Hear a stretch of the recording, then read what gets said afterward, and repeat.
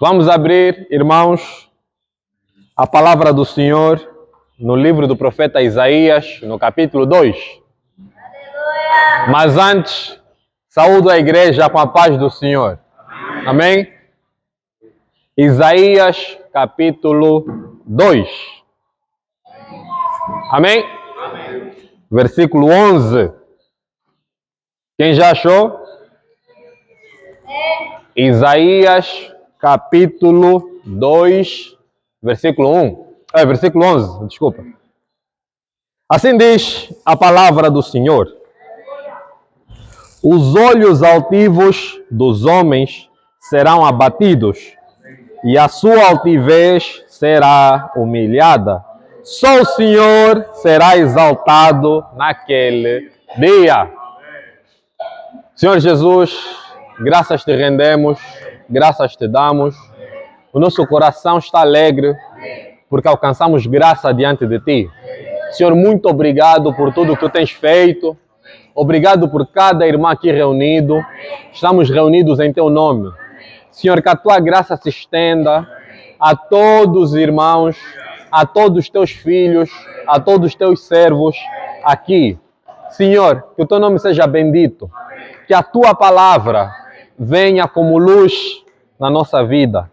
Que a semente santa brote no nosso coração, promova arrependimento, mudança de atitude e que possamos levar essa palavra a todo lado em que nós formos, para a honra e glória do teu santo e bendito nome.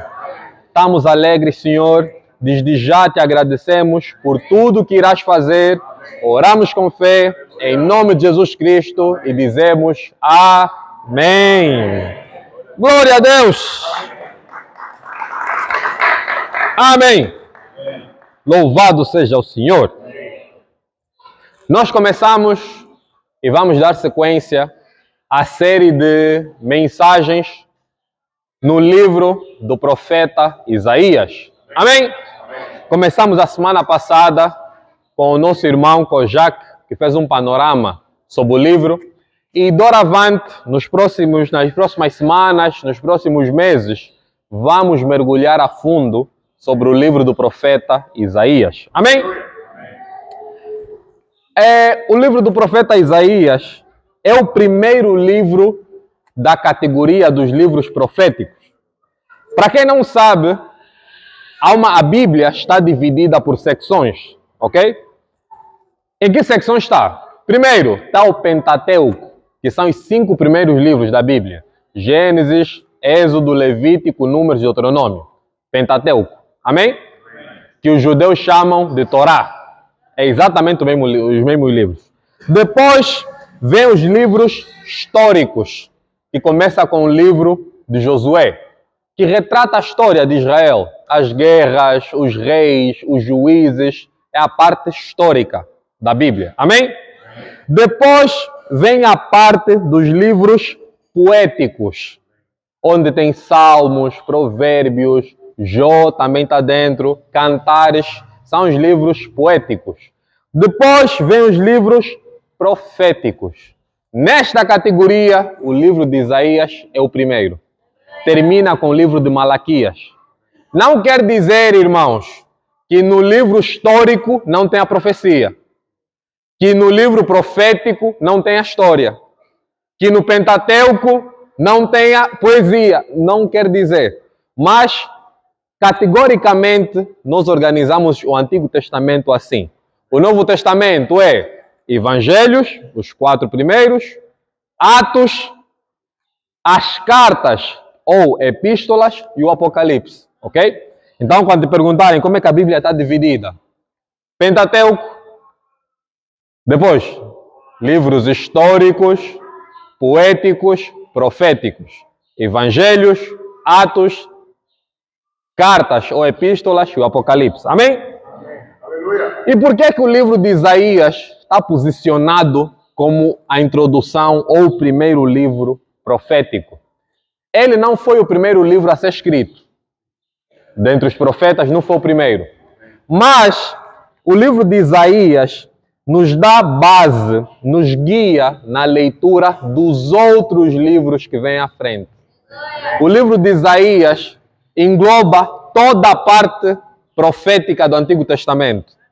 Os outros profetas falam por partes. O livro de Isaías é mais panorâmico. Amém? Por que é importante essa introdução? Parece mais o que isso tem a ver conosco. Isso vai moldar a forma com que lemos a Bíblia. Vou dar um exemplo. Se chega na tua casa uma folha como essa, escrita aqui no canto, e depois aqui no cantinho tem um valor, 900 kwanzas. O que é que isso provavelmente é? É uma fatura. Você lê uma fatura do mesmo jeito que lê uma carta? Não. Fatura é cobrança. Carta é uma informação. Você lê uma carta do mesmo jeito que lê uma mensagem no WhatsApp? Não. Então, saber o que estás a ler molda a tua leitura. Quando você chega, Isaías, estou a ler o quê? Estou a ler um livro de um profeta. Ah, ok. Isso já molda a tua forma de ler a Bíblia. Chega em Mateus, isso é o quê? É um evangelho. Ok. Aqui vai descrever a vida de Jesus. Amém? E é bom nós termos essa introdução. Isaías foi um profeta de Jerusalém. Amém? Embora ele tenha profetizado falando de Jerusalém e de Judá, que engloba todo Israel, mas ele era de Jerusalém, da capital. Amém? E antes, permitam-me, irmãos, uma coisa que aquece o meu coração é uma área chamada apologética. Quem já ouviu falar da apologética? Apologética é a defesa da fé. Não é defesa de Jesus. Jesus não precisa que lhe defendam. Mas a fé precisa de ser defendida. Amém? Por que eu digo isso? Porque na internet, vou falar bem devagar, na internet há um suposto apóstolo que diz que temos que seguir um suposto profeta, que ele diz o seguinte: em toda a história, em cada época, existia um homem de Deus para cada época, não existiam mais. Logo, o profeta dele é o homem desta época, não pode existir outros. Se querem, posso falar o nome de quem é. Quem é? Não tenho nenhum problema. É exatamente esse. Um homem chamado, um falso apóstolo, chamado Hugo Zé, que ele diz que o profeta é o Cacu Filipe. Irmãos, confesso que eu não queria mesmo falar, mas eu vi que tempo passa, ninguém contradiz. Quem devia contradizer não está, então alguém tem que se posicionar, para não parecer que aquilo é verdade. E como é que se desmente isso muito rapidamente? Tem muitos argumentos. Ele diz que em todas as épocas apenas um homem de Deus existia. Ou seja, no Antigo Testamento era um homem, nunca são dois homens ao mesmo tempo. Isso é mentira por quê? Isaías e Oséias eram da mesma época. Acabou o argumento. Isaías capítulo 1, versículo 1 diz: visão de Isaías, filho de Amós, que ele teve a respeito de Judá e Jerusalém. Agora sublinha essa parte. Nos dias de Uzias, Jotão, Acás e Ezequias. Pula para o profeta Oséias. Palavra do Senhor que foi dirigida a Oséias, filho de Beri, nos dias de Uzias, Jotão, Acás e Ezequias. Ou seja, eles profetizaram na mesma época. Acabou o argumento. Amém? Amém? Isso também é uma chamada de atenção, irmãos. Há partes da Bíblia que nós às vezes ignoramos. A introdução do livro de Isaías parece que não tem nada. Visão de Isaías, filho de Amós, que ele teve a respeito de Judá, Jerusalém, nos dias de Uzias, Jotão, Acás, Ezequias, rei de Judá. Mas só esse versículo serve para refutar um falso profeta. Algo que parece que não tem informação nenhuma aqui. Está a falar que Isaías profetizou na época de uns reis aí. O que isso tem a ver? Só isso já refuta um falso profeta. Aleluia. Um pesadelo de um falso profeta é o crente que lê a Bíblia. Isso é um pesadelo para um falso profeta. Crente que tem um contato com a Bíblia, um crente de oração, é um pesadelo. Amém? Amém. Então, irmãos, eu vou finalizar aqui esse encorajamento. Não ignore nenhuma parte da Bíblia. Aleluia. Aquela parte da genealogia, fulano foi filho do fulano, fulano foi filho do fulano, aquilo é importante. Está escrito. Toda a escritura é inspirada por Deus. Não diz Salmos, Provérbios e mais 2 livros, não. Toda a escritura é inspirada por Deus. Útil para o ensino, repreensão, para moldar o ser, o Filho de Deus na palavra. Amém? Não ignore nenhuma parte da Bíblia. Amém? Quem compreendeu? Amém. Aleluia. Muito bem. Agora vamos para a palavra. Glória a Deus. Isaías 2:11. Os olhos altivos dos homens serão abatidos e a sua altivez será humilhada. Só o Senhor será exaltado naquele dia. Isaías estava a falar para o povo de Jerusalém, para os judeus. Isaías antes tinha falado sobre o culto falso, o culto cheio de hipocrisia. As pessoas ofereciam sacrifícios, mas depois não ajudavam os pobres. Ofereciam sacrifícios, mas tinham estatuetas em casa de outros deuses. Davam esmolas, mas odiavam o irmão. Isaías disse, esse vosso culto, Deus tem nojo disso. Está escrito no capítulo 1. Deus está cansado desse tipo de culto. Isaías falou isso no capítulo 1. Na introdução do capítulo 2, nós estamos no capítulo 2, Isaías fala da glória futura, quando o Senhor restaurar todas as coisas. Amém? Este versículo 11 que acabamos de ler está a falar do dia do Senhor. Quem já ouviu essa expressão? O dia do Senhor. Essa expressão, irmãos, dia do Senhor, nem sempre significa a mesma coisa. Amém? Amém. Fixem isso. Dia do Senhor nem sempre significa a mesma coisa. Dia do Senhor basicamente significam 3 coisas na Bíblia. Primeira, e a mais comum, é o dia do juízo final. Amém? Segunda coisa que significa o dia do Senhor. No Antigo Testamento, dia do Senhor era o sábado, que é o dia que o Senhor descansou. Amém? No Novo Testamento, principalmente no livro do Apocalipse, dia do Senhor é o domingo, que é o dia que o Senhor ressuscitou. Amém? Então, nem sempre significa a mesma coisa. Se nós não soubermos o contexto, vamos criar heresia. Amém? Nós temos aqui um irmão chamado Emanuel. Emanuel é um nome, mas também significa Deus está conosco. Se não souber o contexto e eu disser Emanuel, você não sabe se eu estou a chamar uma pessoa ou se estou a dizer que Deus está conosco. Ou se estou a fazer as 2 coisas. Temos que saber sempre do contexto. Amém? Aqui no capítulo 2, Isaías está a falar do dia do Senhor, do juízo final. Não está a falar de sábado nem de domingo. Está a falar do juízo final. Amém?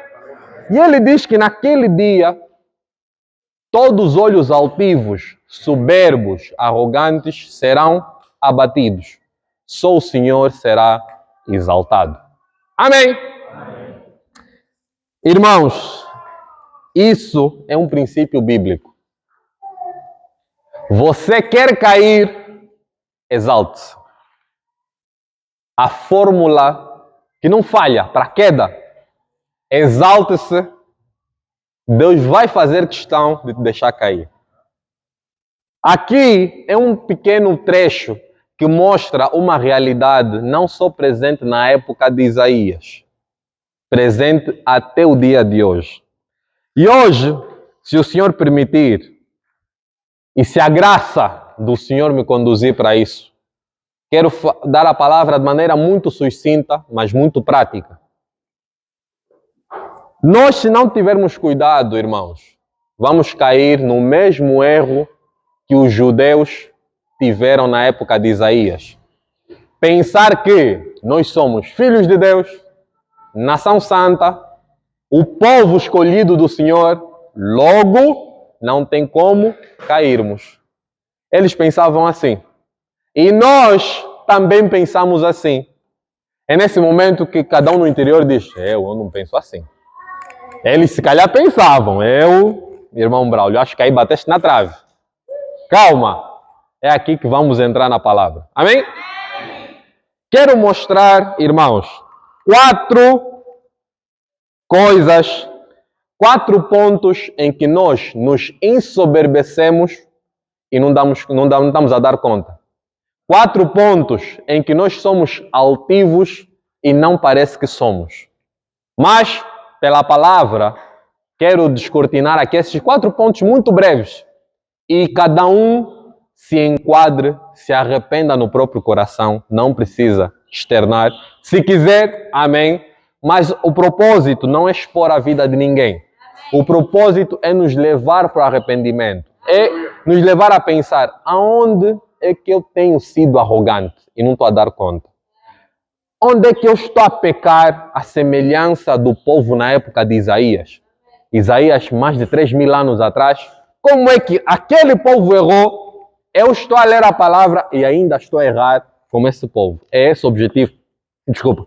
É esse o objetivo da palavra de hoje. Amém? Amém. Quem está a perceber? Aleluia. Amém? Primeiro ponto, muito rapidamente, são 4. Primeiro ponto é a soberba religiosa. É a arrogância religiosa. Como, Braulio? Como é que eu sou um arrogante religioso? O povo antigamente pensava o seguinte: nós somos descendentes de Abraão. A promessa foi para Abraão e para os seus filhos. Como é que esses ímpios se comparam a nós? Nós confundimos santidade com preconceito. Exemplo, nós somos chamados à santidade. O que Deus espera de nós é santidade. Santidade não é deixar de estar com os ímpios. Santidade é não se misturar com os ímpios. Qual é a diferença, Braulio? E muita gente usa isso. Jesus ia para os casamentos. Ia, mas não se prostituía. Andava com os cobradores de imposto, mas ele não cobrava imposto. Com os maldizentes, mas ele não era maldizente. Jesus estava com o lixo da sociedade naquela altura. Imagina o pior de Jerusalém. Jesus estava com eles, mas não se misturava com eles. Nós não fazemos isso. A nossa posição é: eu sou regenerado. Misericórdia. Que o Senhor tenha misericórdia de vocês. E damos as costas. Abandona lá o ímpio. No livro de Romanos está escrito: como, porém, invocarão aquele em quem não creram? E como crerão naquele de quem nada ouviram? E como ouvirão se não há quem pregue? Como é que os ímpios vão se arrepender se ninguém vai lá para pregar? Se você acha que eles são contaminados e você é o puro que não pode tocar nos ímpios, isso é soberba religiosa. Os fariseus eram exatamente assim. Os fariseus, assim que metessem o pé fora de casa, ao voltar, eles tinham que tomar banho. Um banho de purificação. Sabe por quê? Porque na rua tinha ímpios. Por isso, quando viram os discípulos de Jesus a comer sem lavar as mãos, como é que eles estão a fazer isso?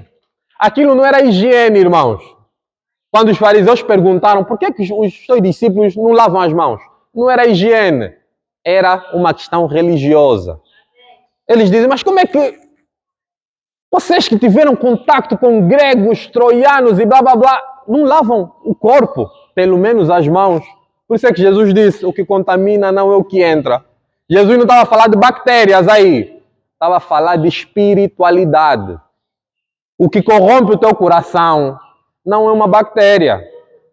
É aquilo que você crê. O que corrompe o coração é arrogância. Amém? O que corrompe o coração não é se uma comida ficou 2 dias na geleira. Não é isso. Amém? É aquilo que você crê. Isso corrompe o teu coração. Se não tivermos cuidado, irmãos, nós seremos soberbos religiosos. Considerar superior aos outros porque Jesus nos alcançou. Irmão, nós fomos alcançados pela graça. E somente pela graça. Não foi por mérito. E se houve mérito, o mérito não é nosso, é de Deus. Mas se não tivermos cuidado, vamos olhar para os irmãos que estão perdidos, e realmente estão perdidos, mas vamos olhar com um ar de superioridade. Aí, isso já é arrogância. Os perdidos são para ser alcançados, não para ser excluídos. Amém? Não concordamos com as práticas contrárias à Bíblia. Prostituição, adultério, fornicação, bebedice, assassinato, inclui tudo aí. Não concordamos com isso. Mas, qual foi a ordem que o Senhor nos deu? Ide e se escondam. Ide ficar nas montanhas onde não tem ímpio. Ide e tranquem-se em casa até que eu venha. Qual foi a ordem? Como é que vamos pregar se não temos contato com quem precisa? Se considerarmos os outros o lixo da sociedade, não tem como. A soberba religiosa é muito sutil. Cuidado para não fazer a oração daquele fariseu. Graças te dou, Senhor, não sou como esse ímpio. Eu ofereço sacrifício. Todos os domingos estou aqui no local. Sou o primeiro a chegar. Eu é que recebo todo mundo. Graças te dou, porque eu não fico um dia sem orar, como aqueles irmãos que têm a audácia de orar sentados. Graças te dou, meu Deus, porque eu leio a Bíblia todos os dias. Ao contrário daqueles perdidos que um versículo apanha um sono. Essa oração é de fariseu. Parece que é muito espiritual, parece que é muito... Porque você está a meter graças a Deus, é mentira. Você está a dar graças a ti. Cuidado, irmãos. Todos nós temos que ter cuidado com a soberba religiosa. O ar de altivez, porque a minha família é toda crente. Eu nasci num lar crente. Você se converteu agora, então cuidado comigo. Isso é soberba, é arrogância religiosa. Parece que é muita espiritualidade. Você só ora 2 minutos, nem treme. Quando receberes o Espírito Santo, vais perceber. Isso é arrogância, irmão. É arrogância. Não é outro nome. Isso não é espiritualidade. É arrogância. Parece que nós não estamos aqui. Quando você começa a comparar o grupo em que você reúne com as outras denominações, cuidado. Graças a Deus, porque aqui não temos um placar. Amém? Não temos.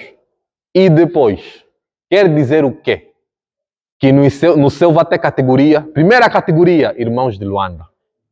Segunda categoria, tudo o resto. Porque não temos um placar? Cuidado! Isso é arrogância religiosa. Quando o pastor entra naquela denominação, aquilo é idolatria. Irmão, pode até ser, mas cuidado com essa informação. Cuidado com o que esta informação está fazendo no teu coração. Te consideras superior porque não fazes aquilo? ou tens misericórdia de quem faz? Jesus, quando viu aquela mulher que estava a ser condenada por adultério, ele não concordou. Prova é que ele disse, vá e não peques mais. Mas ele não disse, vocês não sabem que eu sou filho de Deus, estão me trazer uma pecadora para me contaminar. Vocês deviam lá apedrejar já lá. Se nós estivéssemos nessa posição, sabe-se lá o que é que nós faríamos? Ao ver uma pessoa perdida, qual é a nossa reação? O que é que brota no nosso coração? Sinceramente, pergunta no teu interior. Eu quando vejo essas músicas pornofônicas, essas músicas que degradam a imagem das mulheres, e todo mundo sabe o que é que estamos a falar. Terminou o campeonato africano das nações, a música de Angola era uma música que não dá para cantar aqui. Mas o que é que brota no teu coração quando você percebe que as pessoas gostam daquilo?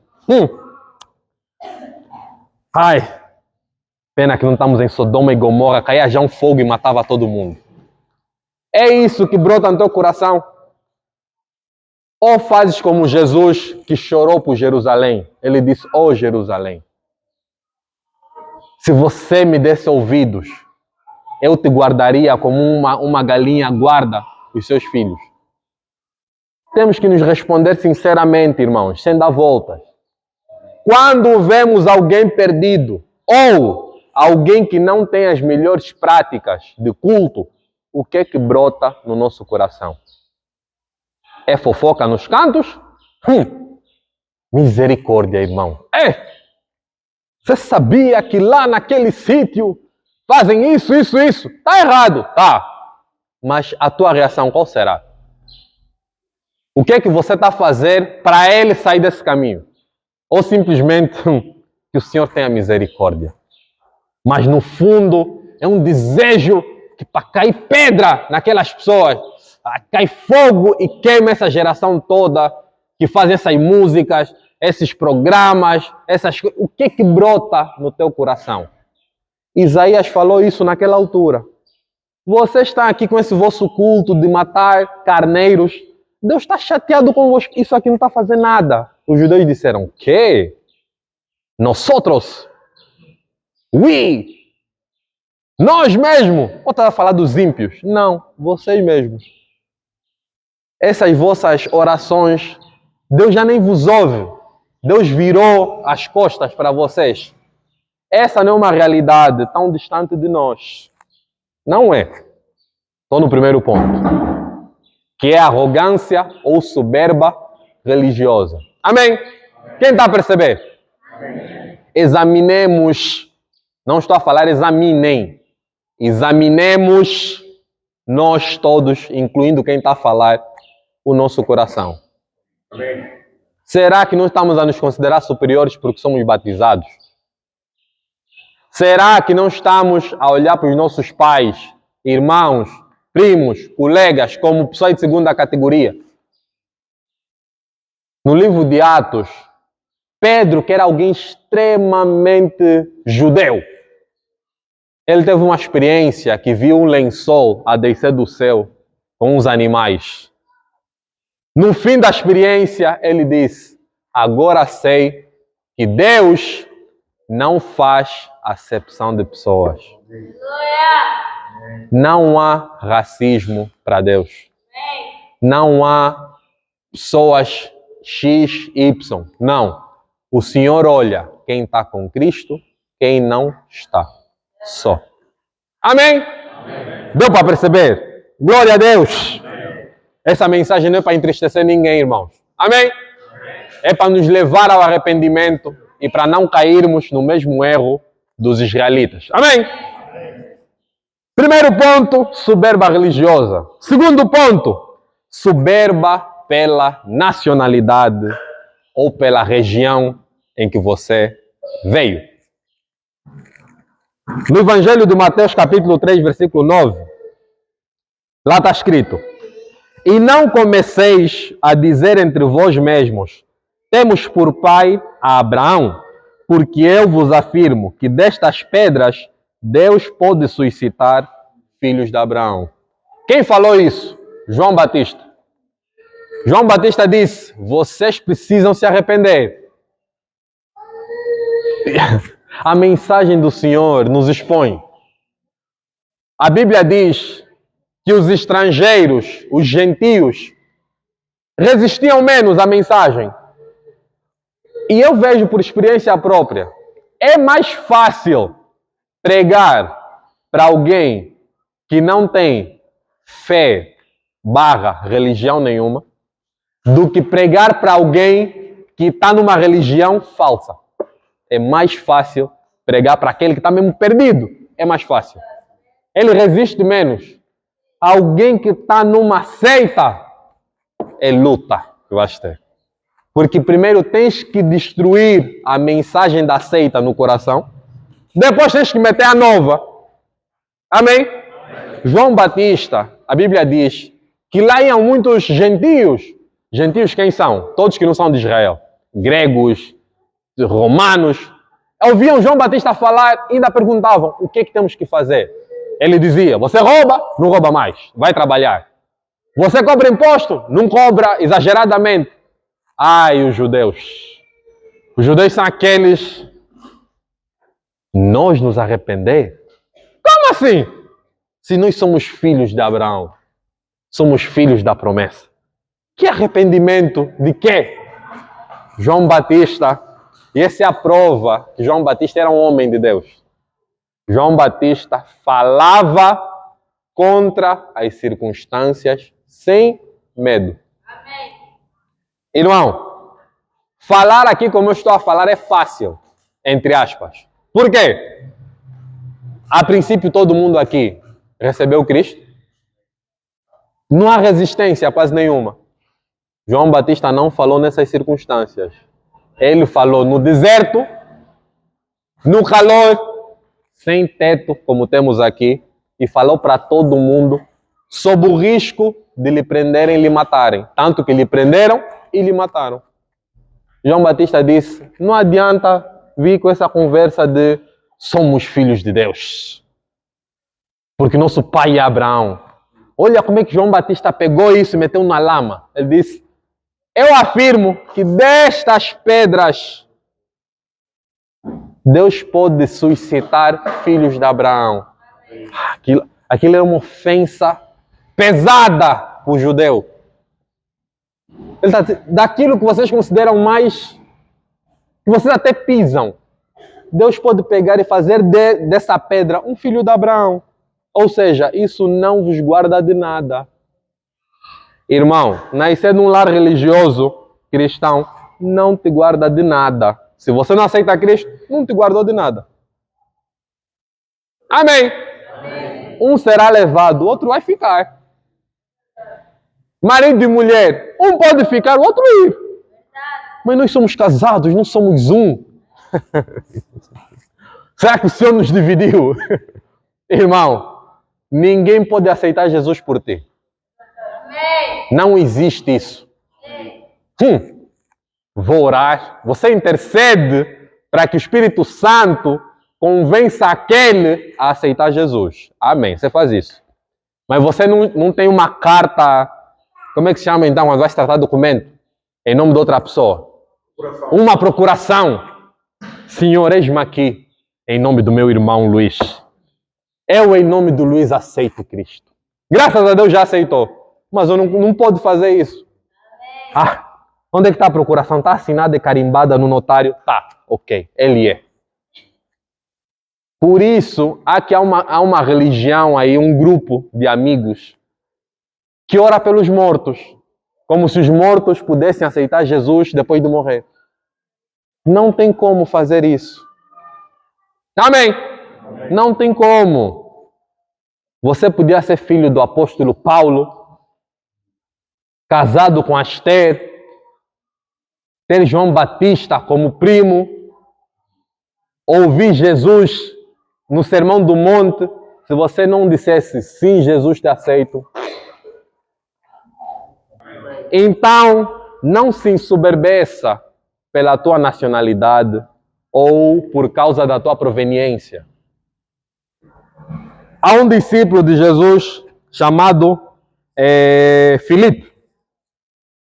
O chamado de Filipe é muito simples. A Bíblia diz, Jesus estava a passar, viu Filipe? Siga-me. Filipe, como bom discípulo, seguiu e encontrou um amigo chamado Natanael. Natanael encontrou o profeta. Pergunta de Natanael, que expõe a soberba por nacionalidade. Olha a pergunta. De Nazaré pode sair alguma coisa boa? Resposta de Filipe. Vem e vê. A soberba por nacionalidade te leva a crer que se você é de um país ou de um sítio, você é superior. Ou se alguém é de um país, é inferior. De Nazaré vai sair o Messias? Como assim?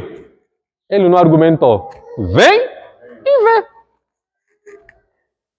Tomé é a mesma coisa. Que Jesus ressuscitou. Só quando eu... Exatamente a mesma coisa. Irmão, a tua nacionalidade não te eleva nem te diminui diante de ninguém. O hino que é cantado nas igrejas nos Estados Unidos não é inferior ao que é tocado aqui. Amém? Não é. Mas tem mais aparatos, tem luzes, câmara de última geração, profissionais da música, é verdade. Mas quanto ao valor para Deus, não é superior. Amém? A tua vida, ao lado da vida, imagina o teólogo mais brilhante que te veio na cabeça. Se vocês dois estão em Cristo, vocês estão no mesmo nível. Amém? São ambos salvos. Amém? Do mesmo modo, se você não aceitou Cristo, mas não é assassino, não rouba e tudo o resto, não estás em melhor condição do que um assassino. E eu vou dizer isso no próximo ponto com mais detalhes. Amém? A nossa nacionalidade não nos eleva, nem nos diminui. O sítio da proveniência de alguém não lhe reduz, nem lhe eleva. A soberba por nacionalidade nos leva a isso. De Nazaré pode ser alguma coisa boa. Mas será que Angola pode enviar missionários para o Brasil? Que audácia é essa? Você tem que nos receber. Da Angola vai sair missionário? Também vocês estão a pensar que são muita coisa. Não. Isso é arrogância. Parece que o movimento missionário é dos outros continentes para a África. Não é o contrário. Você africano quer ser missionário na Europa? Você quer ir de férias? Não. É possível. Você pode fazer missão em Londres, na Suíça. Não te diminui em nada. Do mesmo jeito que alguém do Togo, Gabão, República Centro-Africana pode vir para aqui como missionário e não lhe reduz em nada. Amém? A nossa origem, a nossa proveniência não nos diminui em nada em Cristo. Por isso é que para Cristo não há judeu, grego, homem, mulher, escravo, liberto. Amém? Quem está a perceber a mensagem? O objetivo é nos examinarmos, irmãos. Será que eu não estou a ser um soberbo religioso? Será que eu não estou a ser um soberbo pela minha nacionalidade? Teremos conferência esse ano. Amém? Glória a Deus! Aleluia! Não quer dizer que os irmãos de Luanda são superiores aos das demais províncias. Em nada! Você pode ter, se calhar, mais escolaridade. Tem valor? Tem. Para Cristo, não é superior. Pode ter outras valências. Para Cristo, não tem importância. Amém? Amém? Irmãos, que isso fique muito sólido na nosso coração. Primeiro ponto, soberba religiosa. Segundo ponto, soberba por nacionalidade. Terceiro ponto, Esse é o que eu mais gosto. Soberba por obras. Às vezes nós nos esquecemos que somos salvos pela graça. Pensamos que somos salvos pela graça, mas as minhas obras deram um empurrãozinho. Vou-vos contar uma ilustração, isso é real. Um irmão que deu um testemunho, e eu acredito que, salvo as devidas proporções, se enquadra bem nesse ponto. Um irmão, um pregador muito experiente, ele estava a contar uma vez, ele disse, ei, fui evangelizar no meu bairro e entrei para uma casa, tinha um senhor assim humilde, receptivo, me recebeu bem, toma água. E disse, olha, vim aqui falar da palavra. Não, irmão. E ele disse, olha, eu realmente, a minha esposa é aquela fervorosa, mas eu estou assim, tendo um pé no mundo, apanho umas bebedeiras e depois me arrependo 2 semanas.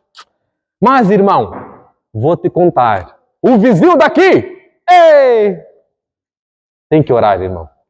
Ele bate a mulher quase todos os dias. Deus também não gosta disso. Vale a pena ainda eu, que, os meus erros são só para mim. Ele trata mal os filhos, o salário da esposa, ele gasta todo. E ele foi falando dos podres do outro. E o irmão que foi lá para pregar estava calado a ouvir. Isso é uma lição para nós. Quando você está a falar com alguém, ouça, não vá como... Não, mas a Bíblia diz, ouça o que a pessoa tem para falar. Ele disse, o irmão falou quase 40 minutos. Só do outro.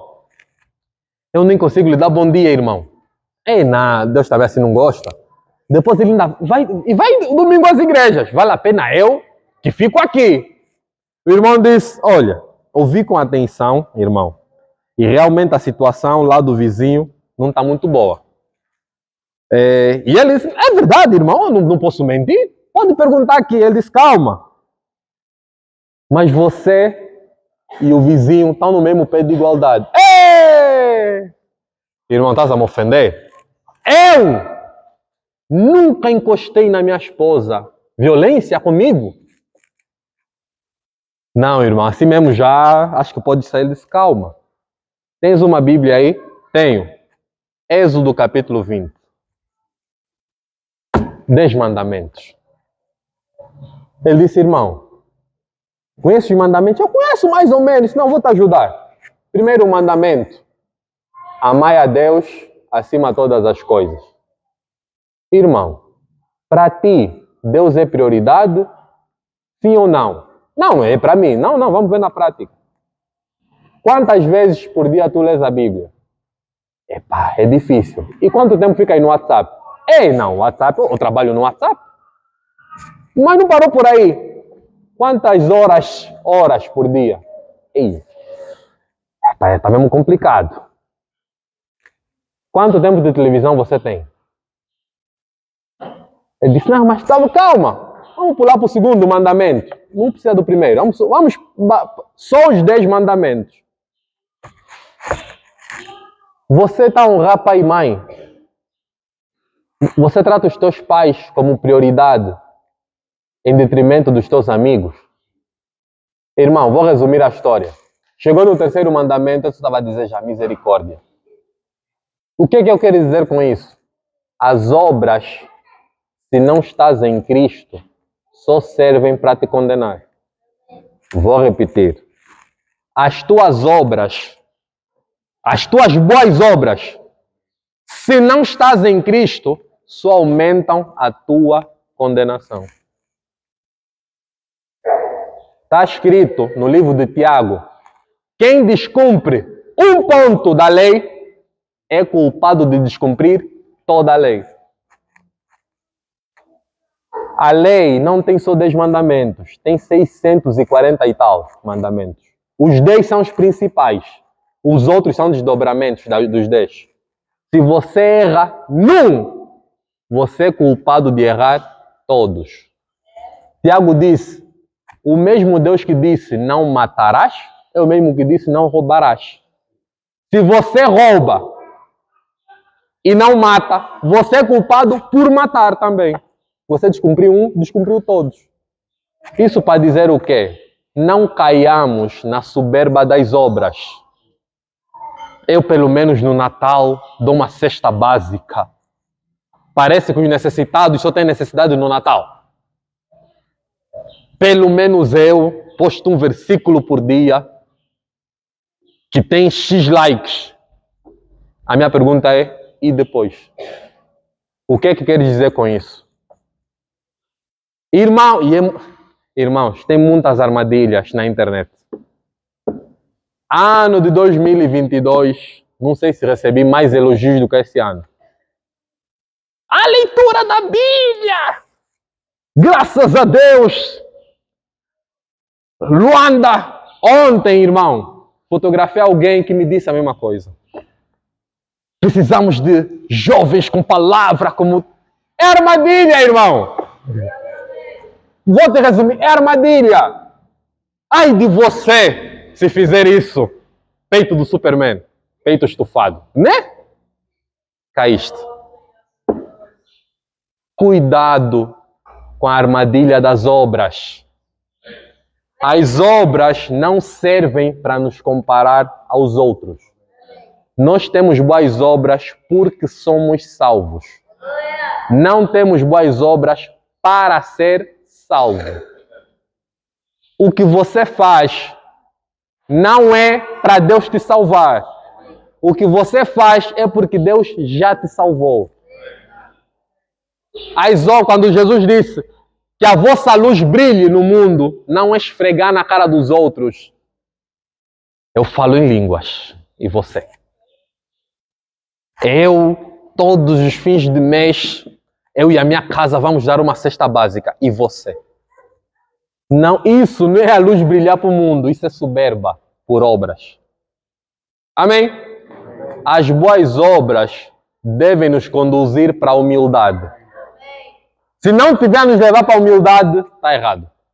Podemos estar a fazer a coisa certa com a motivação errada. Amém? Essa terceira soberba, eu acho que é a mais comum. Se não é essa soberba, é a soberba religiosa ou a mistura das duas. A soberba das obras, de você achar que é alguma coisa a mais, porque tem uma boa obra. Ei, o nosso coração volta e meia constrói um altar, um pedestal para nós mesmos subirmos lá. Terminei esse mês, li a Bíblia todos os dias. A pergunta é, leste por quê? Para fazer um check. Não, vocês podem me falar tudo. No mês de fevereiro, li a Bíblia toda. Qual é a motivação disso? É para depois subir aqui e meter uma patente? Para as pessoas dizerem, não, o fulano, no dia X, não, aquele dia, não. As boas obras devem pegar as pessoas e conduzir para Cristo. As boas obras têm que dar testemunho do Deus que habita em nós. As boas obras não servem para nos exaltar. Paulo, numa das epístolas, disse, olha, vocês estão a falar de outros apóstolos que não são.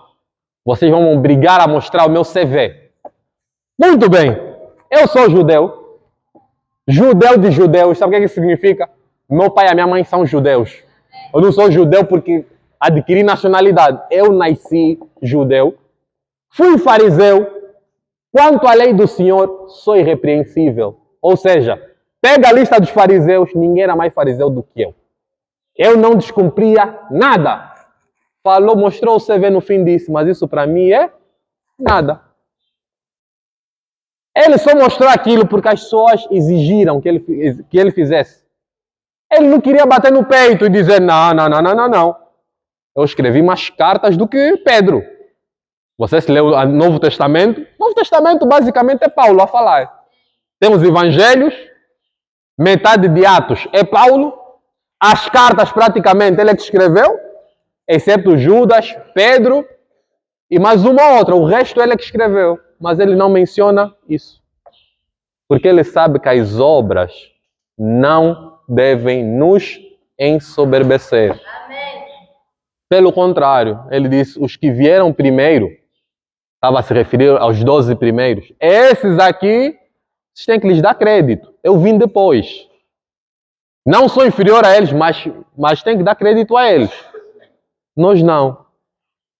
Ai, se alguém chega e dá um testemunho, irmão, ouvi a tua palavra e deixei de fazer isso. Larguei um mau hábito. Ha! Instagram. Glórias dou ao meu misericordioso Deus que tem agido por meu intermédio. No teu coração, você quer likes, você quer aplausos, você quer que quando entrar aqui, com o Jaque, vice, outros irmãos, tem que te bater nas costas. Não. Bom trabalho, hein? Deus viu, Deus registrou. Ah, irmão, que isso? Que isso nada? É isso que você quer? Olha, eu já batizei mais de 500 pessoas. Essa igreja, esses miúdos todos, foi eu que batizei. Onde é que está a glória de Deus aí? É uma boa obra? É. Mas você estragou por causa da soberba. Na hora de dar opinião, Epa, irmão, como eu leio mais a palavra, olha, só essa introdução, você estragou tudo que vai dizer à frente. Irmãos, minha humilde opinião, mas acho que vocês deviam ouvir a mim. Eu já li a Bíblia mais de 7 vezes. O que você for dizer daqui para frente, já não vale.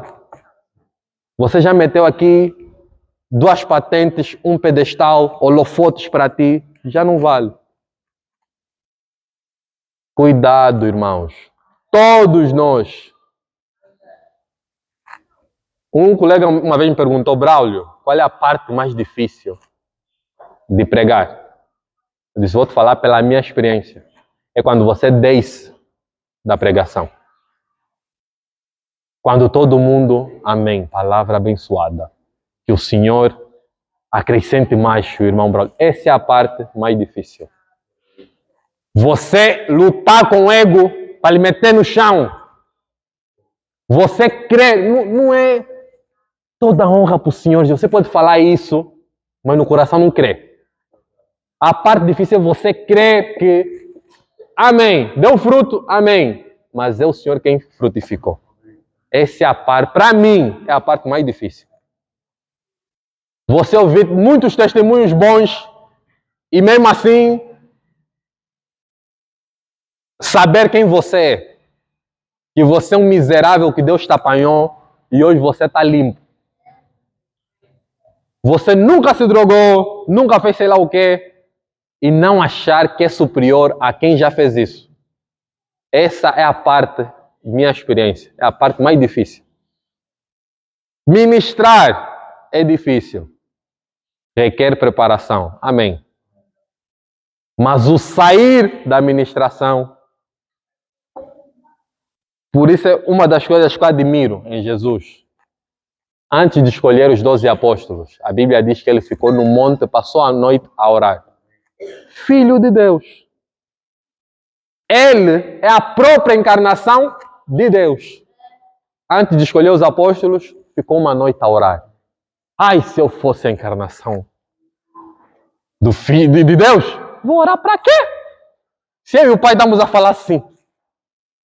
Isso é para nos ensinar a não ter soberba por obras nem religiosa, nem soberba alguma. Amém? Amém. Irmãos, larguemos as patentes das boas obras.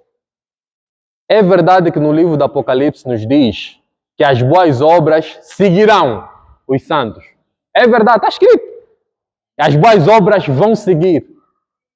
Mas não é para você esfregar na cara dos outros. Olha, essa tua igreja aí, parte o pão quantas vezes? Minha igreja é todos os domingos. Ceia na nossa igreja, domingo. Se falhar um domingo, é grave. Você tomar uma vez por ano, desconfio dessa tua comunhão. Caíste na soberba por obras e na soberba religiosa. Vocês se chamam por títulos. Assim só chamar irmão Celso, pequei? Não. reverendíssimo presbítero, ancião, Pai Celso. Não caiamos na soberba das obras. Amém? Quarto e último ponto é a soberba familiar. E vou finalizar com a soberba familiar. Não quer dizer, irmãos, que existam apenas essas 4 soberbas, essas 4 arrogâncias. Mas eu quero mostrar as que eu acredito que são as principais. Soberba familiar. Braulio, o que é soberba familiar? É quando a tua posição na família te leva a pensar que você é superior aos outros. Exemplo. Quando você chega em casa e grita, você, homem, marido, esposo, eu sou marido, vocês têm de me ouvir. Você falou uma verdade com a motivação errada. Subjugar é o inimigo, não é a tua esposa. Repito. Subjugar, dominar, é para fazer no inimigo, não é na tua esposa. Irmão mais velho, subjugar não é no teu irmão mais novo, é subjugar o inimigo. Amém? Amém.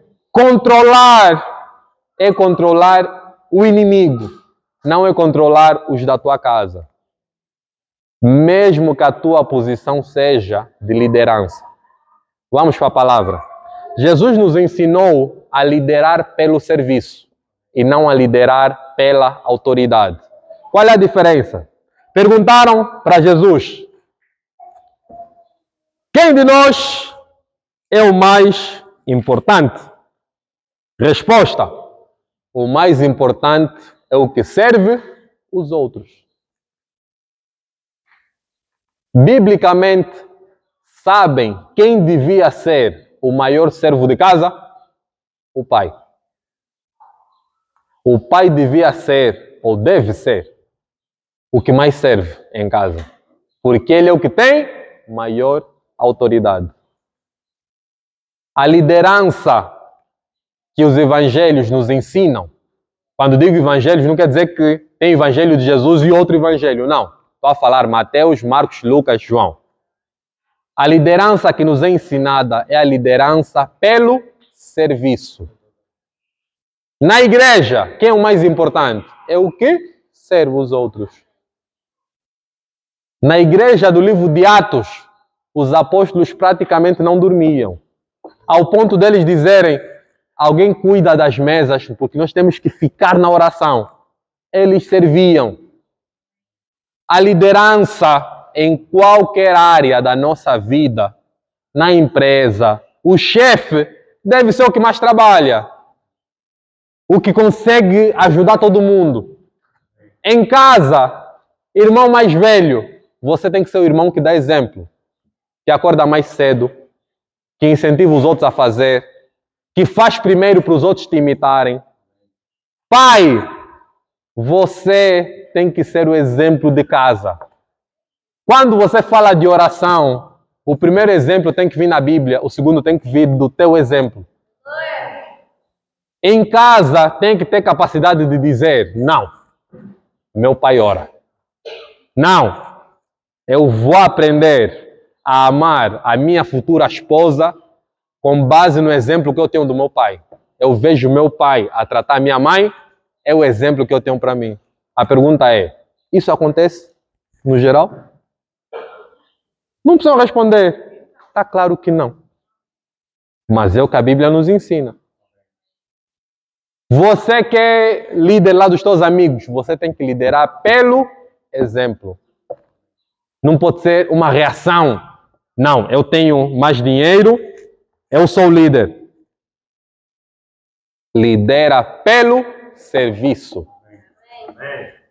No grupo familiar, quem é que traz mais palavra? Quase sempre saem mulheres. Vocês podem ver qualquer grupo de WhatsApp. Eu não sei que potestade é essa que está a lutar com os homens. Em casa, se alguém ora muito, quase sempre são as mulheres. Se não é a mãe, é a filha. Se não é a filha, é a empregada. Por quê? Vocês não acham estranho, lendo a Bíblia, os apóstolos, homens, nossa realidade? Eu sempre me perguntei, não apenas aqui, realidade de todas ou a maior parte dos grupos religiosos. Reunião de oração, tem mais mulher ou mais homem? Tem mais mulher, é óbvio, tem mais mulheres. Eu pergunto, o que é que se passa? Se cada um tem que liderar pelo serviço. O homem, quando digo homem, estou a falar só marido, irmão, colega. O amor do homem é um amor sacrificial. É um amor de sacrifício. O amor que a Bíblia nos mostra da mulher é um amor devocional, de devoção. Exemplo, Paulo diz, maridos, amem as vossas esposas como Cristo amou a igreja, ao ponto de, se necessário, você dar a vida por ela. Ou seja, no dia que entrar em casa, aqui tem futuros casados, estou a ver pela fé, o primeiro que tem que dar peito às balas é o homem. Não estou a dizer que tem que ser displicente. Tem como trancar a porta? Não, vou deixar destrancada. Estou aqui, eu sou o escudo. Isso é tentar a Deus. Mas em condição extrema, quem dá a vida, biblicamente, é o homem. Amém? Amém. O amor devocional é o amor, deixa eu escolher uma palavra bonita,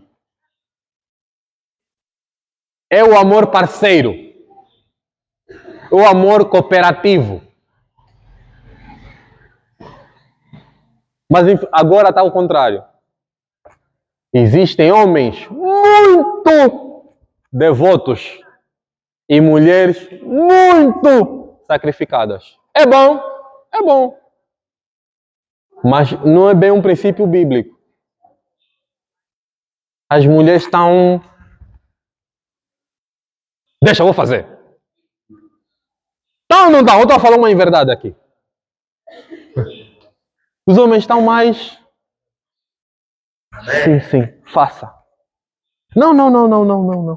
Irmão, não é errado. Não é errado. O problema é se é ou não é um princípio. Nós, se formos muito pragmáticos, o que é pragmatismo? Se algo funciona, então está certo. Vamos cair em muitos erros. Você, se quer ter uma casa, quer ter a minha casa própria, você, se roubar dinheiro, você consegue comprar ou não? Consegue comprar ou não, igreja? Funcionou. A pergunta é um princípio bíblico? Mas funcionou. Está entendendo onde eu quero chegar? Não é se funciona ou não funciona. É se é um princípio ou não é um princípio. Funciona, muita coisa funciona. Irmão, nós estamos aqui a fazer a obra. Podemos mudar a mensagem todos os domingos para atrair pessoas endinheiradas para depois contribuírem. Funciona ou não funciona? Podemos falar de mensagens que as pessoas querem ouvir. Todo mundo sabe pregar isso. Você vai prosperar, não precisa se arrepender. Irmão, não dá um mês, aqui está cheio. Arranjar uns testemunhos e filmar, aqui está cheio. A pergunta é isso que Deus quer? Mas vai funcionar. 2 meses temos 500 acessos. 300 na reserva. Funciona. A pergunta é isso que Deus quer? Então não é se funciona ou não funciona. É se Deus quer ou não quer. E vou mais longe. Há coisas que Deus quer que você faz e não funcionam. Exemplo, evangelho. Sai para pregar aqui. Duvido Não quero impedir a ação do Espírito Santo. Mas 100% das pessoas não vai se arrepender. Mas Deus é que te mandou pregar. Funcionou parcialmente. Quer dizer que não é de Deus? Não. Se é um princípio, faça. Amém? Dá para perceber, irmãos? Então, quarto e último ponto é a soberba familiar. Não lidere pela força, pela imposição, pela soberba, pela arrogância.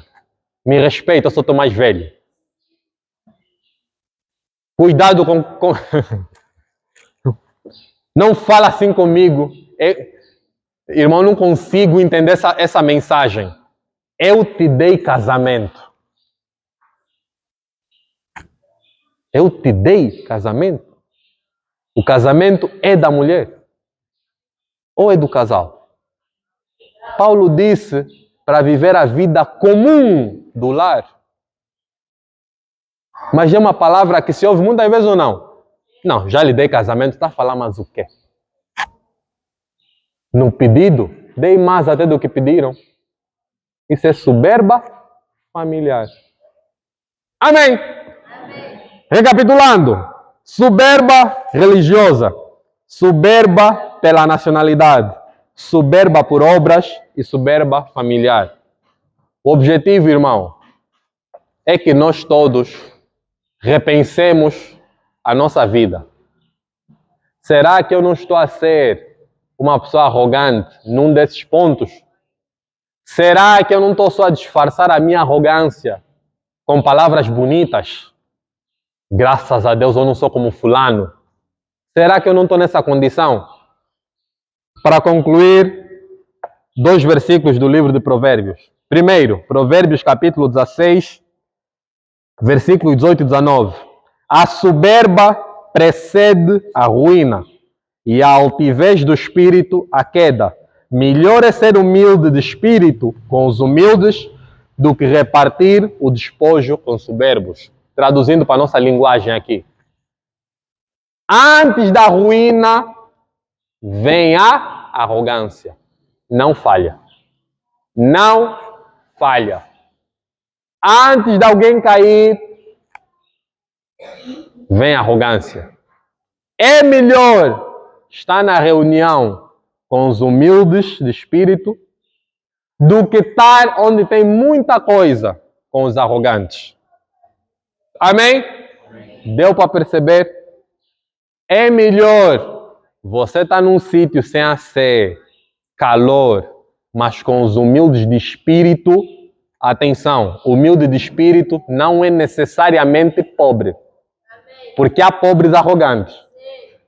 Humilde de espírito é alguém que não se considera superior a outro. É melhor estar com esses do que estar no Epic Sana a comer caviar, tomar pequeno almoço, sushi com sei lá o quê, à tarde hidromassagem, mas com os soberbos. É melhor estar na primeira condição. Amém? Amém. Segundo e último ponto, Provérbios 18, 12. Antes da ruína, gaba-se o coração do homem, e diante da honra vai a humildade. Antes de alguém cair, ele vai se gabar. Quando você vir alguém a se gabar, pode dizer, biblicamente ele vai cair. Não é porque tiveste uma revelação no sonho que ele caiu. Não, a Bíblia já revelou isso. Antes de alguém cair, ensoberbece. Nabucodonosor é o exemplo claro. Destruiu Jerusalém, conquistou muita terra, chegou uma vez na Babilônia, no palácio, ela apreciou tudo e disse, o meu braço conquistou isso. Na hora, um anjo, Nabucodonosor, você e os cabritos vão estar iguais. Vais comer capim. Não houve médico, psiquiatra para tentar lhe corrigir. Deus falou, acontece. A parte mais bonita não é o castigo dele.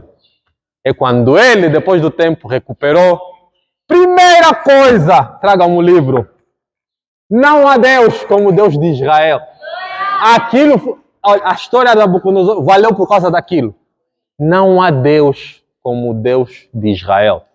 A partir de hoje, quem não cultuar esse Deus, corto a cabeça.